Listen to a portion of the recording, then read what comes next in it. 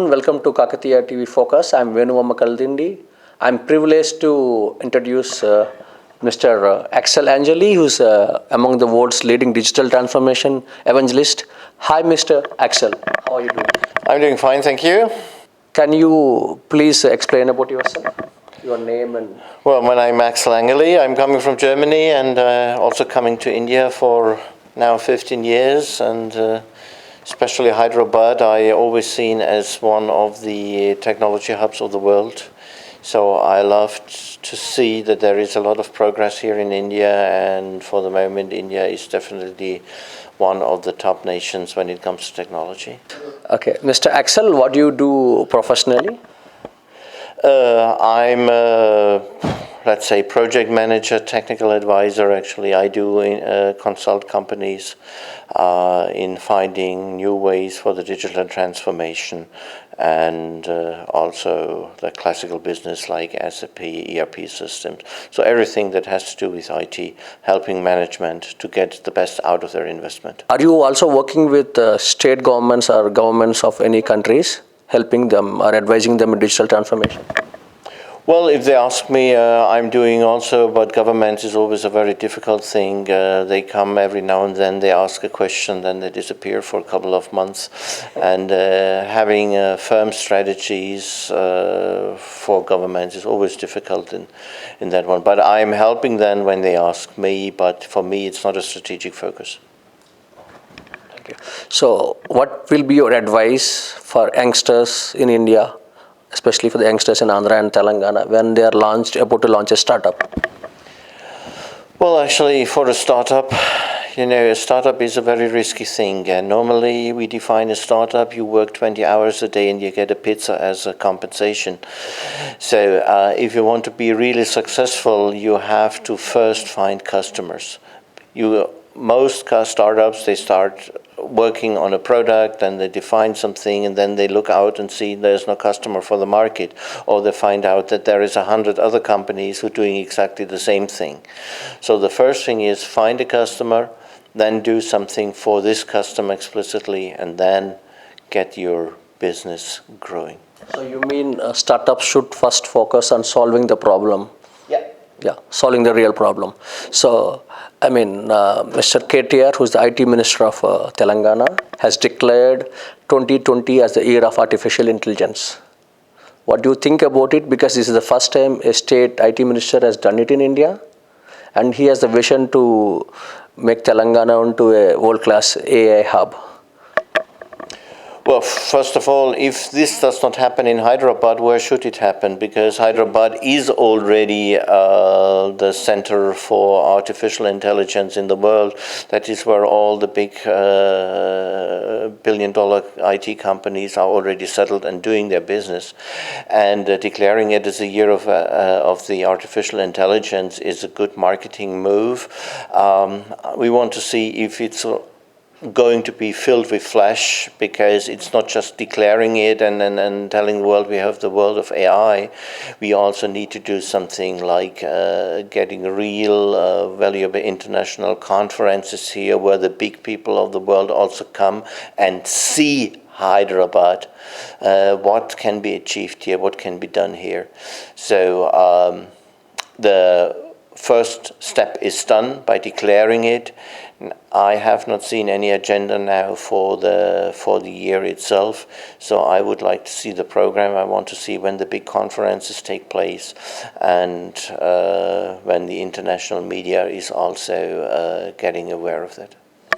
Personally, if Telangana state is interested, would you like to contribute your knowledge? Certainly I want to. I'm helping people who ask me and who look to be serious, and I'm always willing to help, especially Telangana, Hyderabad, because that is where the good people are and they deserve it. And what do you think about the education system? Because you have visited several universities in India. What do you think about the present higher education ecosystem in India, and what are the things they should improve? Well, the education system here in India is a little bit difficult, so to say. The college system that exists here is built on recruitment and not on education. The job promise, what the education system gives here, leads to the situation that people are trained for the product instead for thinking themselves and for finding general solutions. So for being international compatible, India still has to find ways to separate the job search and finding a job from the education system. That is what I'd. Okay, so you mean the university should be a place for learning and not a recruitment factory? That is the definition of a university. Okay. So, I mean, nowadays, women empowerment, and today also you met a girl startup, which is very encouraging. What will be your advice for young Indian women who are thinking globally? Well, I think young Indian women are part of the modern world, and India is definitely a country where women are emancipated in a similar way as it's in the traditional Western world, and I think women have a very good chance here to take part. If you go to Europe and you look especially the IT business, then you find out that in the IT business in Germany you find hardly any women. If you go here to companies, women are at par with the men. Yeah. So, having recently met the Andhra Pradesh government, what do you think should AP project itself as, and what are the chances of AP becoming big in terms of investments and development? Yeah, okay. Andhra Pradesh is a very special case. Before the bifurcation, everything was focused on Hyderabad, and still it is like this. The Andhra Pradesh people, they are investing rather in Hyderabad, in Dubai, and in Singapore than in their own state. So Andhra Pradesh has to build an attraction for investment, and for me, it happens most likely in the agriculture and the fishing sector, because that is where Andhra Pradesh is very competent in.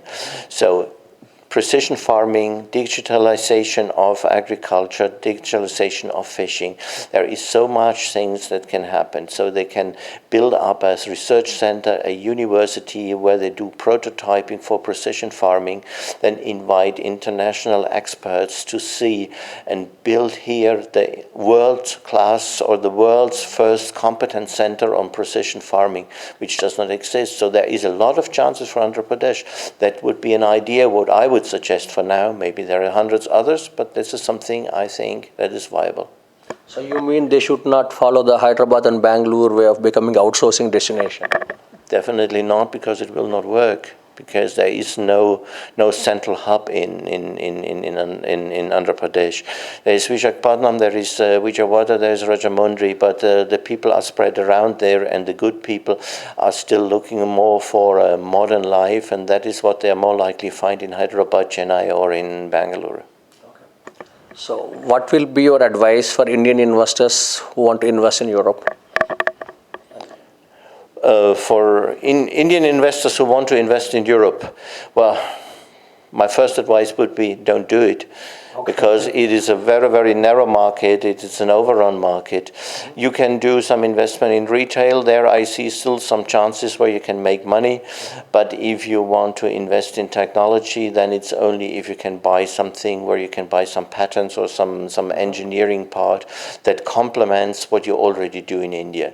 But just investing money in Europe for investment per se, I would say you better look for the more prosperous markets, and this is India itself, and this is Africa mainly. Okay. So you think Indian startups can partner with European research universities and develop a model which can be successful? They always can, and they are very welcome. The German universities and the European universities welcome startups and welcome young people. We call them the bright young kids. We want them because we only have the bright old men in Germany. So the bright young kids are very welcome, but they have to come with a new idea and not another Uberized business. Yeah. They have to come with something that is really different from what the others do, and not what already thousands others have already implemented, not another mobile app. As a German, I think there has been a lot of change in India since last 40 years. So how do you look at it? I mean, young Indians, as you met the teenagers just 1 hour before, and you met me, you know some elder people in India. How do you perceive, the concept of India? Because when I was a student in Germany, most of the Germans didn't know anything about India. But right now, because of Modi, is there any change, or are they perceiving India as a technology superpower? There is a lot of change, but I would not attribute it to Modi. I attribute it to the internet. Because of the internet, the world is growing together now. Everybody, even in the jungle, knows about how the life happens in the cities and what modern life is. And they have the young people who work with the internet, who can Google everything, they know already the thing. So, but India is in the last 10 years. Became really a leader when it comes to technology. Skilling has improved very, very much, and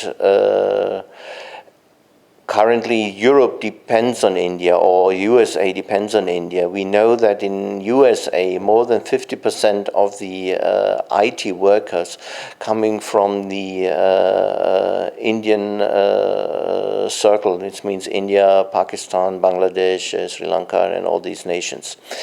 So India is currently a motor for the internet. Okay. Because German students can do a semester abroad, do you recommend German students to come to India and experience the culture and technology here? Absolutely. Absolutely. For learning technology, I think the curricula are the same in the countries. But learning the culture, the different way of thinking, and also the different needs, that is something they will definitely learn. So they must come. And the historians always described as Indians well connected to German thousands of years ago. Do you actually believe in it? Well, we are brothers in minds. Yes, that's what I always feel. Okay. If you go to the southern Indian states, the Dravidian languages, they are very, very close from the grammar style with the German language. And as I believe in Wittgenstein's thinking that language shapes your mind, I think that because the grammar is very similar in India and in Germany, the mind is also ticking in the same way. Yeah. Mr. Axel, what do you think is the difference between Africa and India culturally and also business-wise? That is not so easy to say, but Africa, the Asian countries are very split in parts now. You have these big two players, China and India. India also includes the neighboring like Bangladesh, who are more or less following the India ways. Then you have a number of, let's say, lesser developed countries like the Vietnam, like the Myanmar. Then you have, similar to Africa, also states who are blocked in their development because they are currently still sort of a dictatorship like Thailand or Indonesia. Africa is also split in two parts, but there is a group of nations who are driven by the young people. We have the guerrilla states like Rwanda, Uganda, Burundi, where only young people are, where like in Rwanda where the old people killed themselves, so it's only young people left. Then you have the classical ones, the French-speaking part like Senegal with Cameroon, Ivory Coast, Cote d'Ivoire, Mali, Burkina Faso, and all these ones. And what is very good with them is they are all organized in an organization called the ACP. This is like the European Union, but in this case it's called the African, Caribbean, and Pacific group of states. And they work very well together if they are part of this group. And in Asia, we have this Asian, but this Asian organization is a pure trade organization. It does not work. They do not cooperate. The national interests of India and of China and of some other players there are too high, and they are not. So I would say Asia is a market, but it's difficult Africa is much easier, and they want the skills of the Indians anyway to come. Yeah, you are right. Yeah. Africans are always coming to India nowadays. Yeah. Yes, exactly. Yeah. One more question. I mean, it's regarding you are always talking about promotion of Andhra and Telangana and Europe, because you always go to international trade shows. You told me that mostly Gujarat is present everywhere, but Andhra and Telangana are not there. So what do you think that Andhra and Telangana should do immediately to promote themselves? Yeah, Andhra Pradesh, the old Andhra Pradesh and the new Andhra Pradesh with Telangana, they have a substantial problem. They have very, very good things. They are blessed by nature. They have the technology skills. They have people who go abroad there. But nobody knows this. Not even Hyderabad is very well known in the Western world. If they know the name Hyderabad, 1 out of 3 people would say, "Oh, this is the capital of Pakistan." Say, "Okay, yeah, that's another Hyderabad." Yeah. That is so the people, the marketing of the states does not work. My current best example: a couple of weeks before, there was this launch of the rocket in Sriharikota. Yeah. It was a wonderful media event. It was in the prime time everywhere in the world. Yes, and what the people say, Sriharikota, oh, this is a little city next to Chennai. Okay. So the marketing of the state is absolutely at a zero level, and I think they have to do open offices in the Western world, in the focal points, like in Germany, like in the USA, and doing roadshows every week. Gujarat does this. Himachal does it. Some other states, Bangalore does it also. Yeah. But Hyderabad also has to go out there, and Andhra Pradesh has to go out there and do the marketing. But the marketing is not you do one show and you have to do it permanently. It's like Coca-Cola. You have to see the publicity every day, then it works. Yeah. Being a global tech evangelist, you have traveled around the world, you have worked on multiple complex projects. What is your vision for the future? What's your personal vision? Personal vision in which context, actually? What I will do, I will continue traveling the world and helping young people to get the best out of the world. Oh, that's pretty interesting.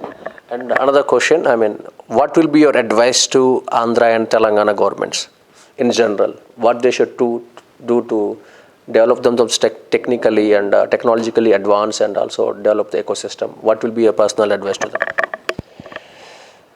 Well, first of all, they have to start a good marketing so that the state is well known, and secondly, they have to start to orient their structures and also their behavior more to the international one. This is not just because that everybody should behave like the Americans or like the Germans. Actually, it's just a matter of efficiency. If you want to be international, you have to find out ways which is the most compatible or the most compliant way of being efficient. Efficiency is currently the big deficit in India. You lose too much time for not doing anything. Telangana and Andhra governments give you opportunity to you as an advisor, as a mentor in technology or education. What will you like to do? What I would like to do for them is actually help them to streamline their organization and get an international presence. And I would probably help to get them organize their international marketing, and with that they can liaise with the international organizations to be part of the big players. Okay.